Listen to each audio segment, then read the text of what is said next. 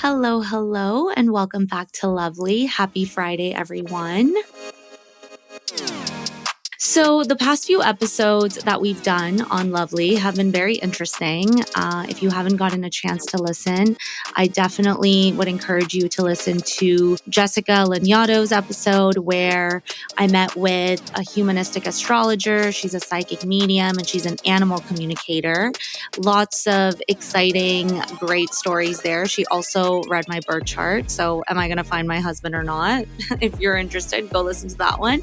And then after that, we had my friend Yana, who for 3 years of her life worked at the strip club, and then she was celibate, and now she's dating again. So lots of interesting stories there. And today's episode is no exception. Today, we are going to get all in the world of OnlyFans, also the very famous podcast right now, OnlyFantasy. And I'm really excited to have my guest on today. Her name is Gracie Canaan. She is a comedian, a writer, an actress, an OnlyFans creator, and one half of the podcast, OnlyFantasy, which is a 6-part investigative series where herself and journalist Leon Neyfakh explore the world of digital intimacy from both sides of the screen. It completely changed my understanding of this is a place where people can connect with creators to this is a factory. And that was I heard the 6-part series midway through episode 1 and towards the end of episode 1. It stopped feeling like an episode about the platform or about OnlyFans. You know, I think there were lots of conversations. It became a podcast exploring the conversation around loneliness, about marriage, about money, about technology, about power. And I think the things people look for when they're really trying to feel seen, desired, and connected.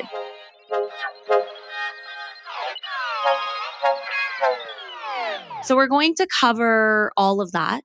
Specifically, I really want to ask the moral question of why do we judge creators so quickly, but spend far less time talking about the subscribers creating the demand? Are we replacing community with convenience?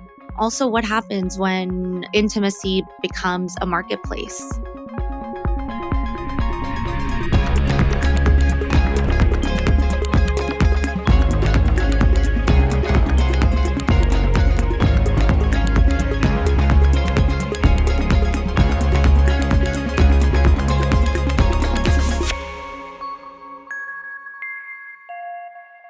Gracie, welcome to Lovely. How are you? Thank you, Mehak. Thanks for having me. I'm so excited.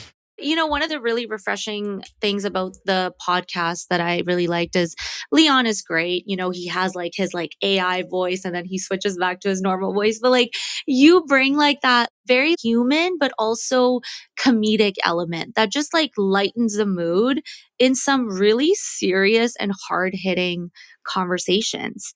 So I really enjoyed listening to it. What response have you been getting from your friends, your fans? I've been getting widely positive reviews personally. It's so different because I'm a stand-up comedian and I'm used to, whether it's in real life or online, getting instant feedback, right? People can tell if they like something and they can comment on if they like something in 30 seconds. Whereas with a 6-part podcast, the feedback is much more nebulous. But I've gotten really overall positive reactions from both my subscribers and people in my life. I think on the flip side, the the thing that kind of surprised me about the negative feedback is also so funny because I don't know if you guys ever check your podcast reviews, but it's the the lower the review, the worse the review is. The more poorly written the review is. So it'll be 4 stars. Here's what I loved about it. Here's this really considered review. And then you'll be 2 stars, way too many ads for Harry's razors. And you're like, really? Are we? Anyway, I think it's a lot of people read into it, or some people read into it, that we were condoning or supporting or excusing married subscribers or partnered subscribers as this being permissible or okay, or saying it's not cheating. And in reality, we weren't doing that. I think we were just on to level 2. We were like, "We can all agree this isn't great, and now what?" I think a lot of people wanted us to come out and be like, "This is Gene, he's doing a bad thing," and to all of us, that just seemed like a really boring story. Totally. Very narrow-minded, right? Like, if Yeah. you don't need a six-part series to tell you that you shouldn't be doing this, but I think Yeah, you were totally. trying to show both sides of the screens. And like, we'll talk about Gene and we'll talk about almost 90% of subscribers being married. And but like, why do you have that moral obligation to fix someone else's behavior? So I think you were also untapping into like almost that perspective as well. And I want to get into all of it. Before that, I want to get to know you. I want everyone listening to get to know Gracie a little bit more.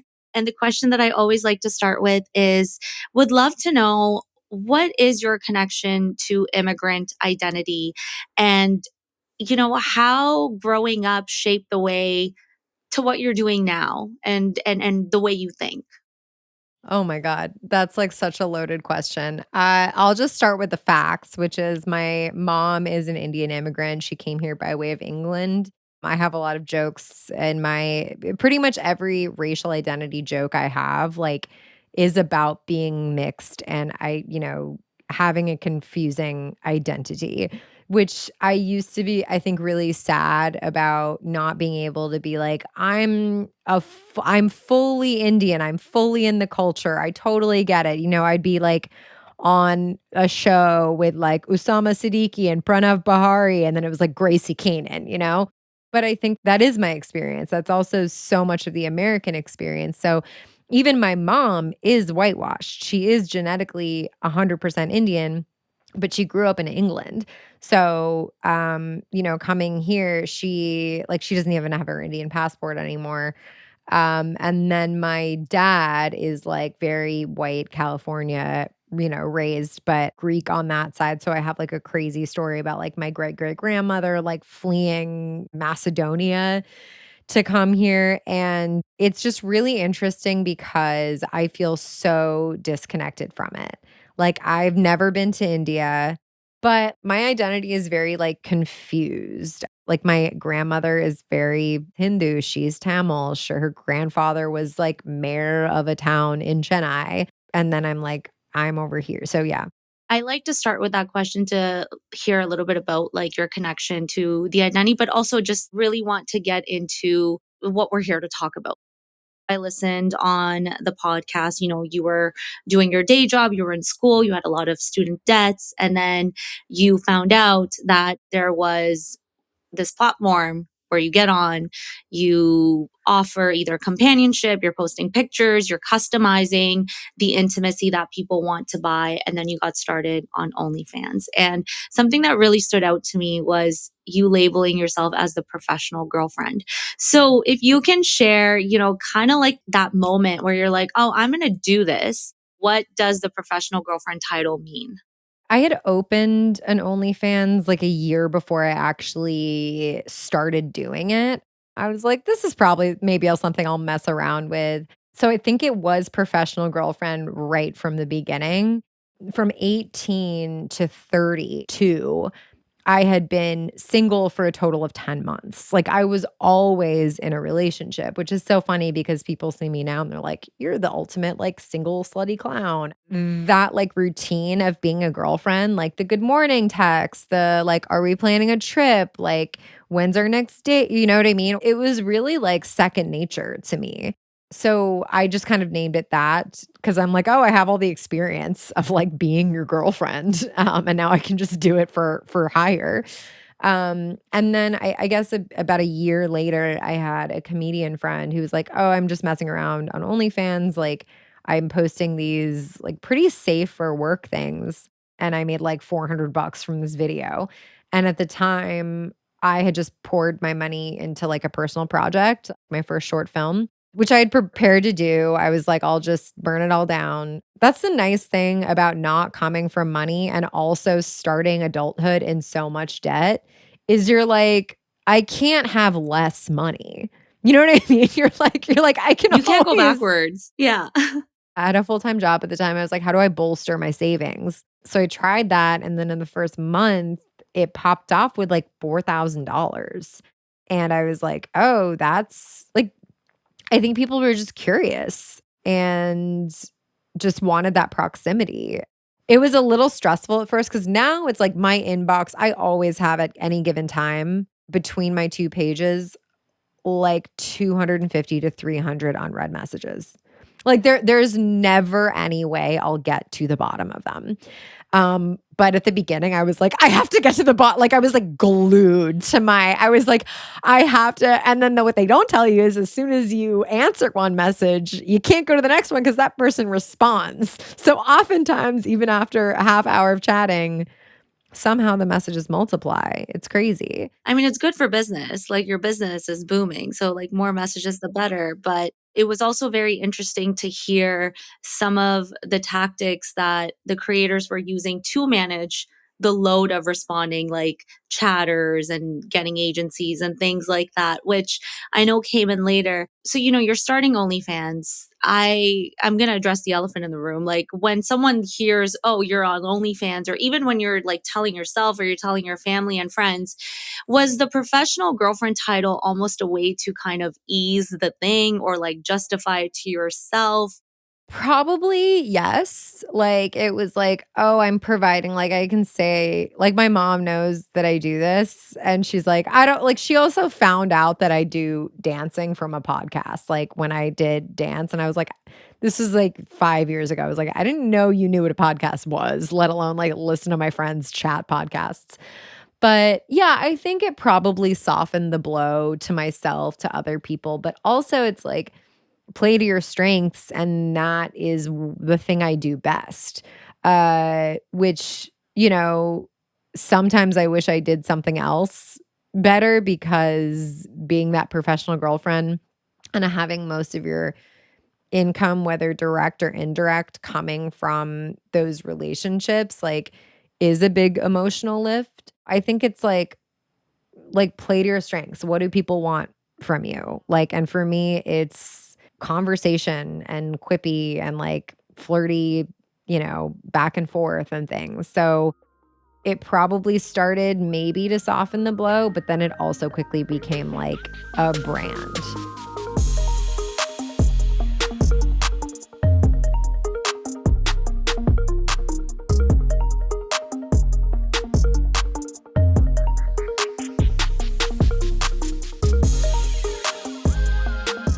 I know you mentioned you used to date a lot and then you're single for a long time.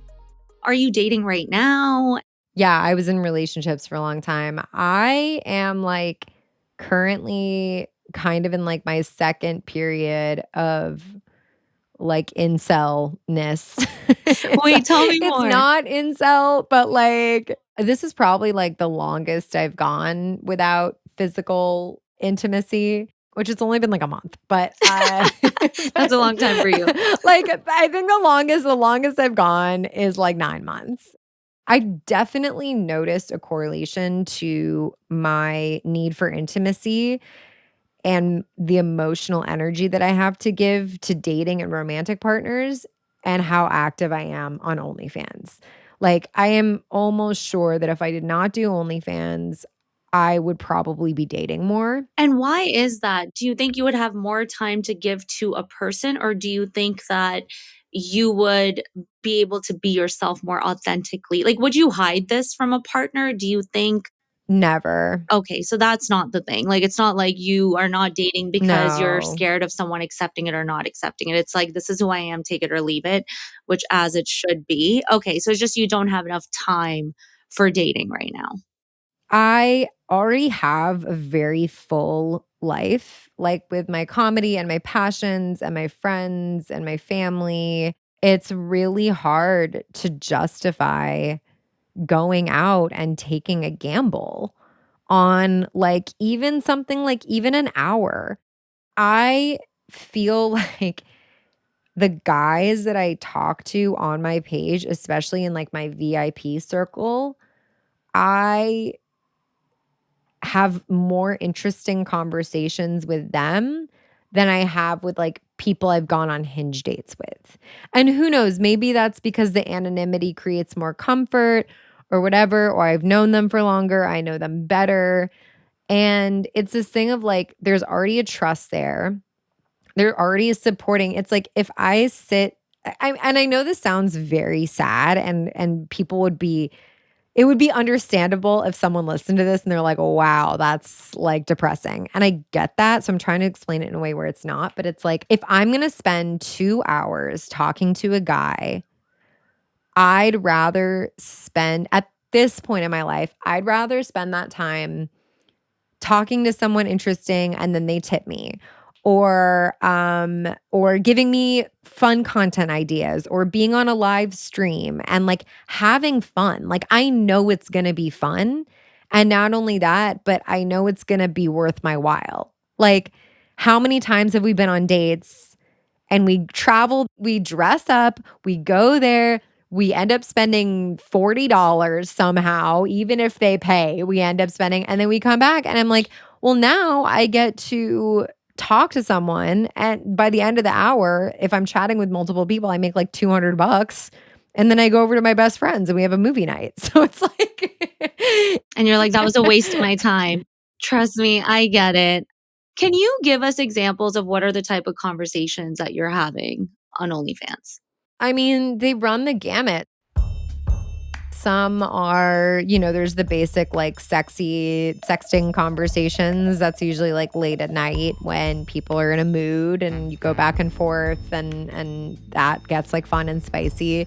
So for example, let's say I'm Jim, right? It's late at night. I'm in the mood. I'm messaging Gracie. So it's like, hey, like, are you up? Like, what are you wearing? Like, how long does this conversation last for? Or can it last for as long as he wants, as long as he keeps tipping you? Is that how it works?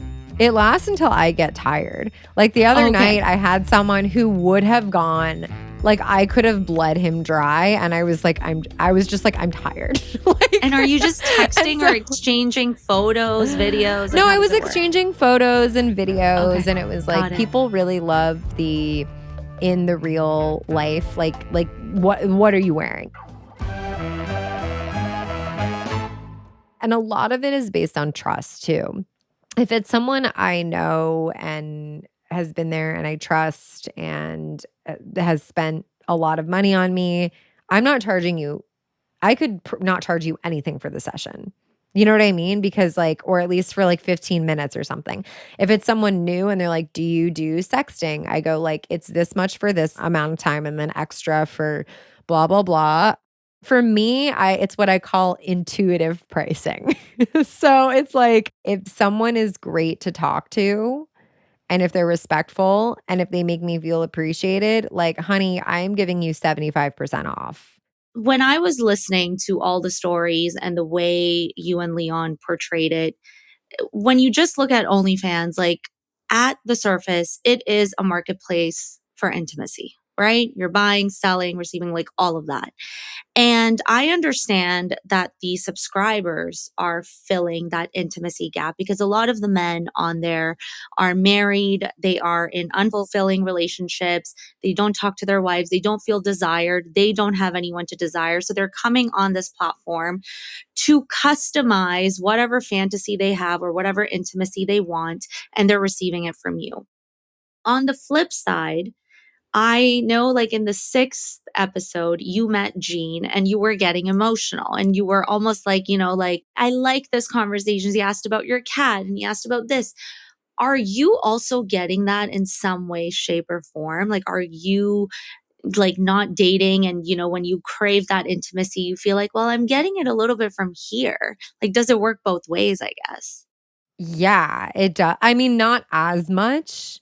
I do not speak for all creators because I know some creators who I'm sure would be like, girl, Be so for real. get a grip. Which would be, yeah. It would be like, you're sad. And I'm like, yeah. But literally the other night, I posted on my VIP page, like bluesy, feeling kind of bluesy. Sorry for the delay. And it's like, I don't dump. But what I also find is that my top VIPs especially like to be there for me. And I think that's also part of the girlfriend experience is giving comfort is also a way of receiving comfort. It's a way of exchanging that love and affection and care. It is nice to know that I have this little secret society. It's like sometimes the things that are too personal to post on Instagram or, things that would be very suitable for Tumblr back in the day, like real sad girl shit. So for me, it does go both ways. And it's weird because it's not individual to individual like it is for them. It's like individual to entity, which is like my subscribers as like a unit. But it's each of those individual subscribers that make up that unique unit. So yeah. And again, when I talk about these personal connections, I am like most always talking about my VIP circle. Although there are a lot of great people on my free page that I talk to when I can. I was kind of like taken aback when I heard you say that you are doing this in hopes of saving men, right? Like, what does that mean? Like, do you actually believe it? Yeah, great question. I think that became such a funny talking point throughout because I said it in jest at the beginning and then as we developed the podcast and went throughout it, I was like, I don't even know if I'm kidding anymore or not. I don't want to sound like a pick me girl or anything, but it's like the root of so much pain in this world comes from angry, unsatisfied, bitter men.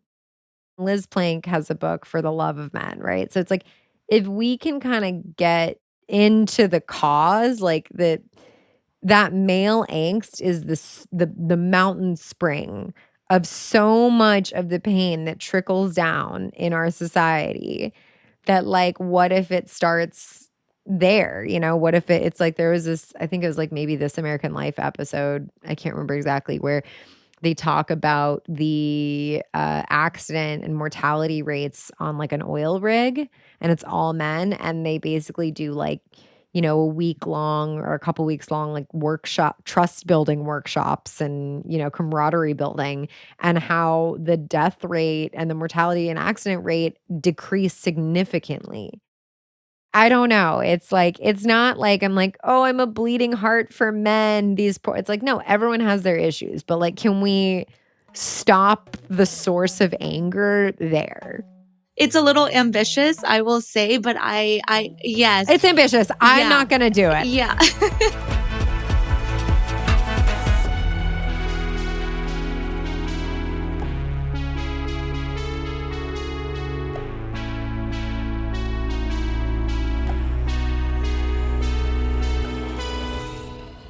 Okay. Obviously, I have never seen the platform. I don't know anyone personally doing it, but I know the cam girl era. I actually remember I started dating someone, and when you ask about exes, oh, what did your ex do? And he was like, oh yeah, my ex was a cam girl, and then now she's with a guy who they do it together. So there were so many interesting things that I was finding out throughout the series. That sometimes couples do this together to make a living. And then the guy gets mad if he's at work and the girl is getting someone else off. So I found that dynamic really weird. So that was one thing that stuck out. But there was one story that stayed with me, which was there was a subscriber named Simon and he was with Belle. And Simon spent a lot of money on this creator, Belle. And then when one day she noticed that something was off with his testicles, right? So she's like, hey, you should go get that fixed. So now Simon has this thing of oh, she saved my life. I have cancer, this and that. But at the end of the day, he's married. His wife doesn't know. His wife probably still doesn't know. What do you think about almost 90% of the men being on OnlyFans being married? And is this a healthy mechanism to go on the platform and fill your gap of intimacy rather than doing the courageous thing and telling your wife you're not happy and hey, I'm out? Because that's what I know you said you would do. And that's what I would do too if I was unhappy. I think we hit on it. We in episode 3, it's called Flirty Little Secrets. And I think first of all, it's keeping a secret is hot, right? There is no denying that. and especially for men. So it's like, let's just get that out of the way. A secret little corner, something that's just for you is like so precious. I am not saying it's right. I am not excusing it at all. I am just trying to like shed light on the psychology behind it. That's why it's like, I think that's a huge part of why people cheat is because they're not supposed to, right? We touch the stove because we're not supposed to. I think also it's like for what it's worth, I have some subscribers who at least they claim they're like, my wife knows I'm on here. Or I've had people who they're like, my wife and I watched your, like, looked at your videos or whatever while we, like, as foreplay or whatever. So that's cool that I like being invited into that. Obviously, that is not the majority. But I will say, like, a lot of my subscribers who are married and that's not the situation, the ones who do speak about their partners speak of them very highly. And I know that's not always the case.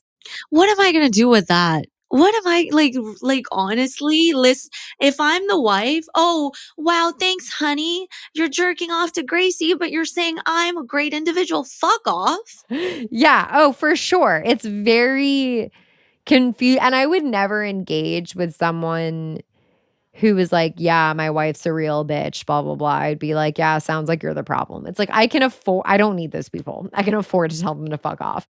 Obviously, I don't ever wanna ask too many questions, especially if it's like a top subscriber, right? But it's also funny because a lot of my top subscribers who I know are married aren't in it for my spicier content. It's almost like a daddy thing.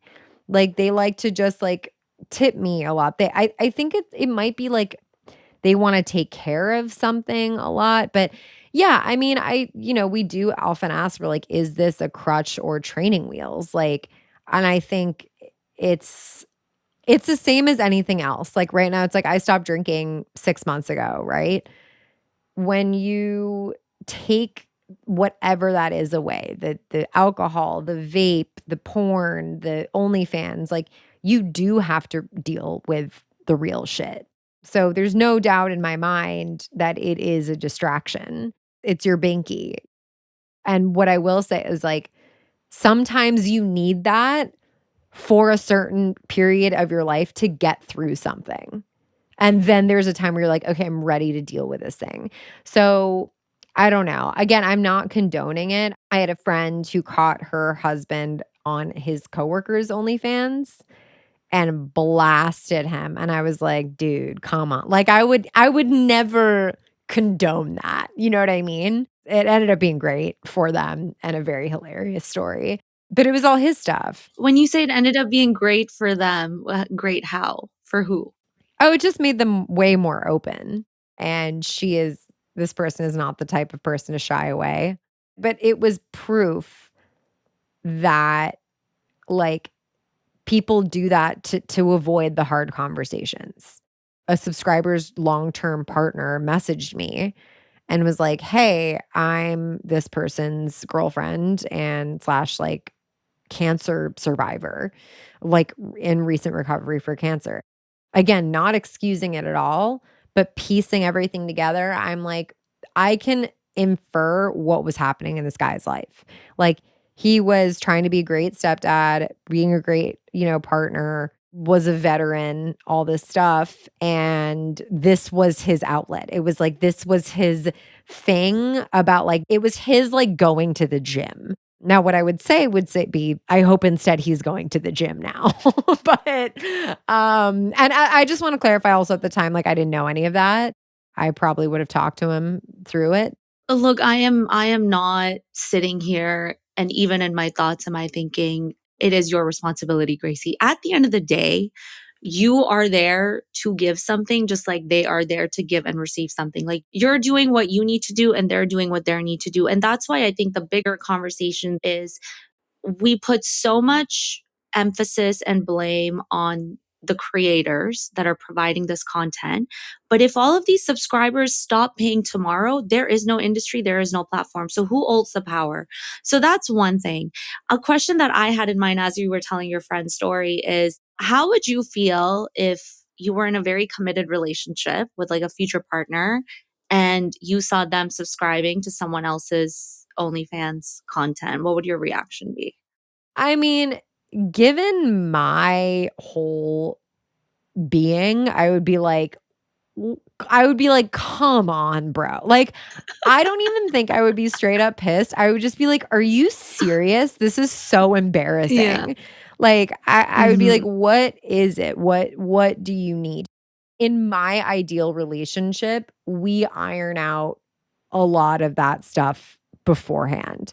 So, before I'm committed with anyone, we talk about, like, monogamy or non-monogamy or outline all this stuff. Like, I would probably at that point have already asked, like, "Do you or have you ever used OnlyFans?" And if there'd be a huge difference. If they at the beginning had been like, "Yeah, I've used it before. There are a couple creators I follow and I like," then I wouldn't care.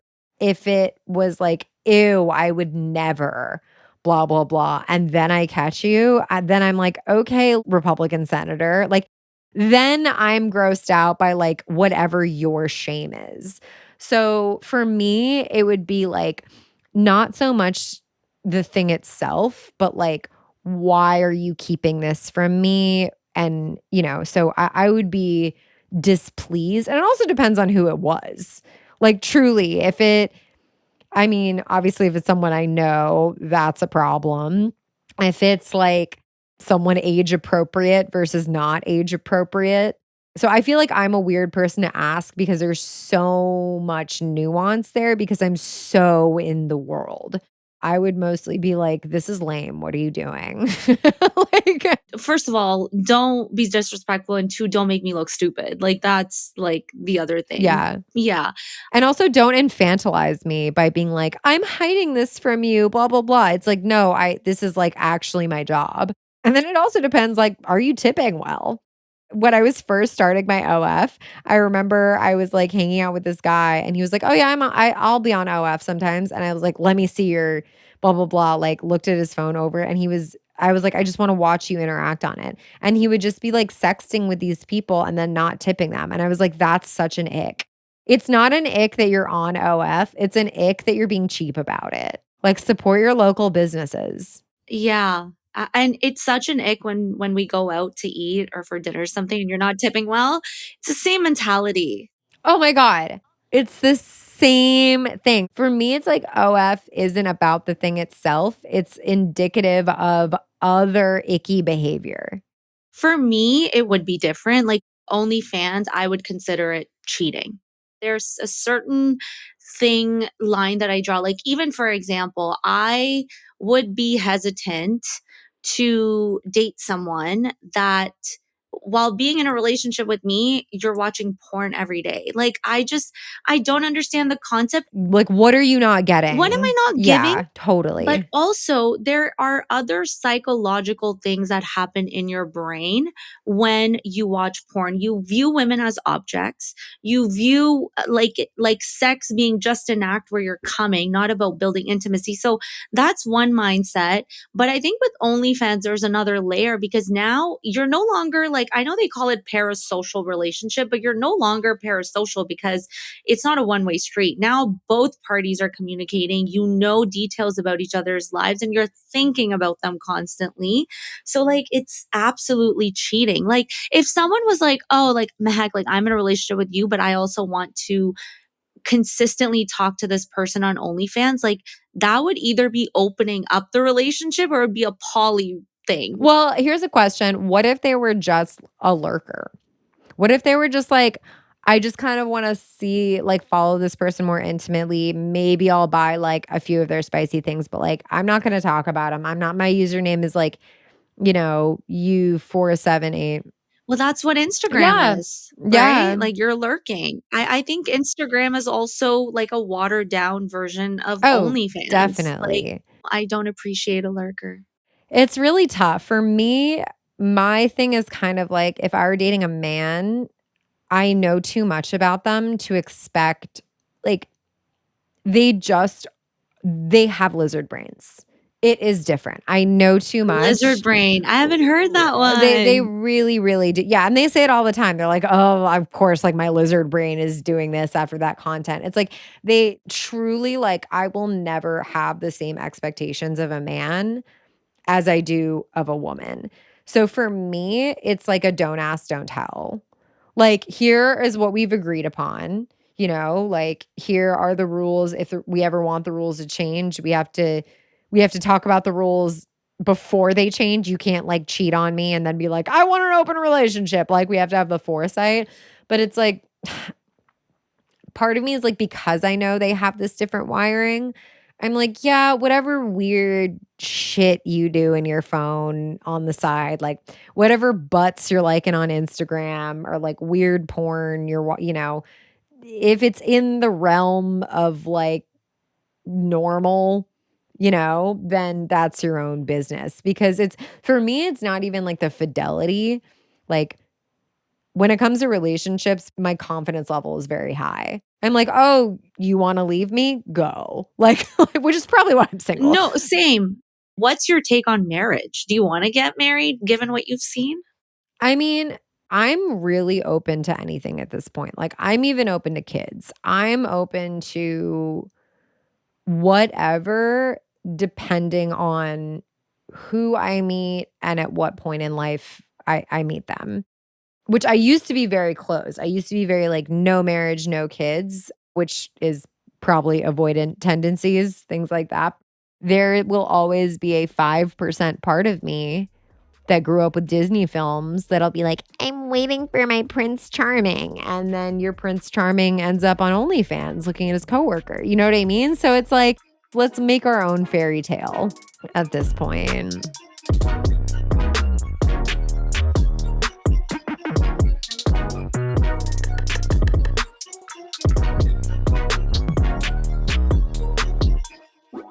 Where do you think this is like headed? Like everything just seems so transactional these days. And it's discouraging so many people from getting into something meaningful. And I know there's desire to get into something meaningful, just like all of these subscribers that are on there. Some of them are there to have meaningful connections or companionship. They just are not relying on community or friends or third spaces or anything like that. So like how do we, and not that you and I are going to save the world, but it's like, what's another way forward? I think right now our social endurance is at an all-time low. Like I went to 4 parties in the past, like 4 birthday parties in the past week, and I'm like a huge introvert, and I thought I was gonna have like a mental breakdown. And I know that sounds so funny, but like I had to take laps in the party. I was like, what is happening? I think it still hasn't collectively recovered since the pandemic. We had like a year, 2 years off, right, of any like making new connections, going to the office, all of this stuff. And I think our nervous system's acclimated to being inside. And it's just the same as if you don't exercise. It's the same as that. And then of course we all go straight for dating, which is like, if you if it's like walking, running, and then Yes, you're CrossFit. doing a full Yeah, you're marathon. doing a full, Yeah. and then you're like, this is exhausting. And it's like, yeah, bro, because you haven't Yeah. stretched in 2 years. So I think right now the Yeah. big thing to do is exercise and try to heighten and strengthen your social endurance. And remembering that, like, just the same way as, no pain, no gain, you're not putting in effort at the gym, you're not going to get those muscles. Well, inconvenience is the price of community. I am now part of the like 12 steps program. What is the 12-step program? Oh, it's like any kind of like recovery program, like, alcohol, or whatever. And so much of it is like literally every day, and I don't do this, I should do it, but like you should be calling someone. Like you should be calling someone, and you should that literally reminded me I needed to call someone back. Wow, I'm the worst. But like you should be calling someone, checking in on them, really putting them before you. And I think we've lost a lot of that. We were cut off for 2 years all of a sudden in what was already a loneliness epidemic because of technology. And so now it's like, we need to do the hard thing. We need to go to the gym. We need to, whatever that is, whether it's like stopping to have a conversation with your neighbor or your barista or however you can get your social steps in, like we have to be doing that. I think we're seeing the consequences of it in even like climate change, right? Like we're not banding together. We're not living sustainably. Like it is a lot more sustainable to live in family units, in communes, and whatever than like using being so individualistic, splitting up into so many households. You see it in economics. Everyone is like, if you banded together, right? If you had like a co-op or a house share or whatever, you're spending less resources per person.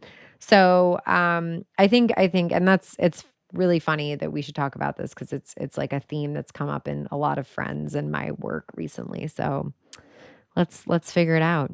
I think the last thing that I kind of want to ask you is like, after doing the 6-part series, like what was like your biggest takeaway? Like what did you learn about yourself? And then what is something that you're going to take with you moving forward? I learned that I really like making podcasts or being a part of making podcasts. I think I learned maybe, hopefully, I think to listen more. That's never been a strong suit as a stand-up comedian. It's a one-way conversation. But like the team was so amazing. The Prologue Projects team, they would just kind of take things out and look at them objectively and really like build from there versus hearing something and being like, "Ooh, this would work in this angle." And I would, it's like let things lie and let things be what they are for a moment. And so oftentimes, whether that's in relationships or in the creative process or whatever, if you let something be itself and breathe on its own for a little bit, it's going to be so much better and so much more authentic of a product than if you had tried to like shoehorn it into something because of your own vision and ego and stuff. So I think that's just something I learned throughout the process of being in the podcast.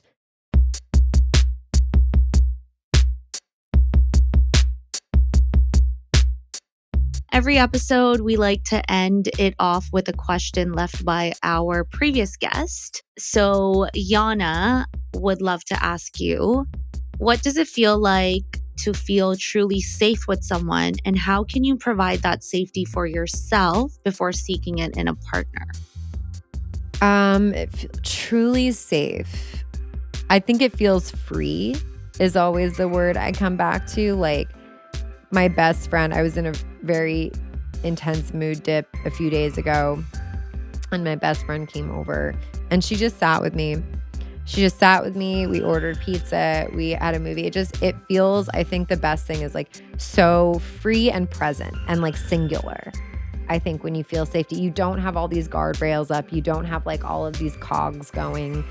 Yeah, it feels present, singular, free. And what can you do to give yourself that security? I mean, I think just learning yourself and knowing yourself, right? Like, this is what makes me anxious. So I have foresight to know what makes me anxious.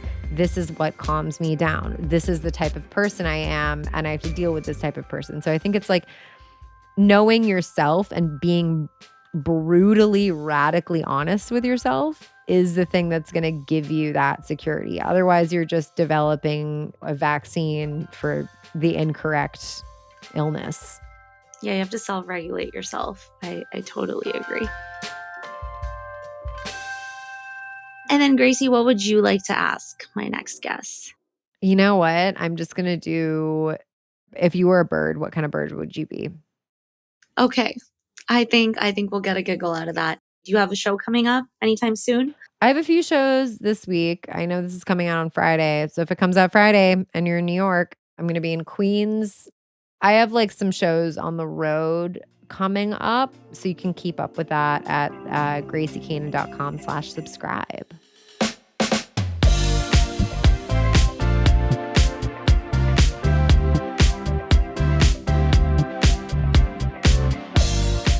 Thank you so much, Gracie. I really appreciate the conversation Thank today. you. Yeah, of course. Thanks so much. You guys were great. Okay, well, thanks so much, Gracie, for joining me, and for everyone listening. I hope you appreciated what the conversation was about and how we didn't have a yes or no answer for every question, because the reality is it is much more complex and layered and nuanced. I think you hear this episode, you hear the series, and you make your own conclusions about what the creators are trying to do, which they're making a living, what the subscribers are trying to do. Maybe they're just looking for connection, and, make your own conclusions about what people should do or you would do if you were in certain situations. And also the part that technology plays in all of this. I don't think transactional intimacy is the direction I hope we move towards as a society. I definitely want to see us, work towards building stronger friendships and healthier relationships and communities where people do have the opportunity and space to feel seen without having to purchase that feeling. But I also think that if millions of people are turning into platforms like this, then we have to be willing to ask why. And I think we did that today. If this episode resonated with you, if you liked it, definitely, share it with a friend, leave a comment. And as always, I will see you next week on More Lovely. Lovely is an Immigrantly media production. This episode was produced by Sadia Khan and Shay Yu, written by me, Mehak. Theme music, sound design, and editing by Lou Raskin. Other music by Epidemic Sound. See you next week for More Lovely.